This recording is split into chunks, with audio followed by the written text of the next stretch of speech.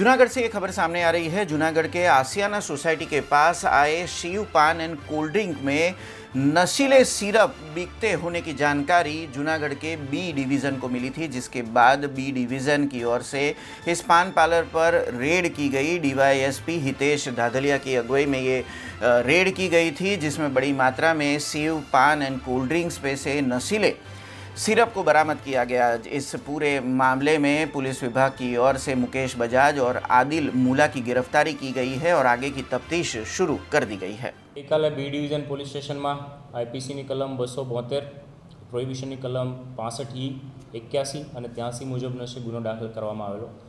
सौ प्रथम B division police station में आ बाबते जाणवाजोग दाखल थयेली, जेमां शिव पान एंड कोल्ड ड्रिंक्स करीने जे शॉप होय तेनो मालिक मुकेश बजाज, अन्य से आरोपी है आदिल मुल्ला।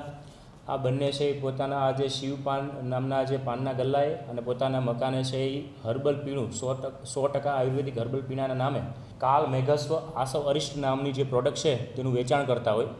आ शंकास्पद लागता तेमना सेम्पलो से FSL में मोकली आपेला अने FSL में चकासणी थता तेमांथी जे इथाइल आल्कोहोल अने आइसोप्रोपाइल आल्कोहोल नामना जे मळी आवेला।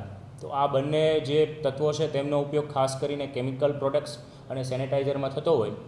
आ प्रकारना जे आयुर्वेदिक पीणाना नामे आ इथाइल आल्कोहोल और आइसोप्रोपाइल आल्कोहोलनो उपयोग करी मानव जीवन साथे चेड़ा थाय, लोकोना स्वास्थ्यने नुकसान पहोंचे।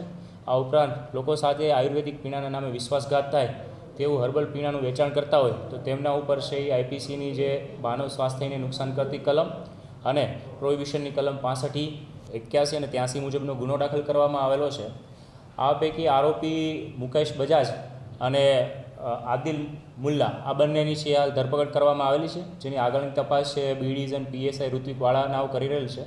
અને અન્ય જે આરોપી જેને આ સપ્લાય પૂરો પાડેલા તે ભગીરથસિંહ જાડેજા કરીને તેની અટક કરવાની બાકી છે।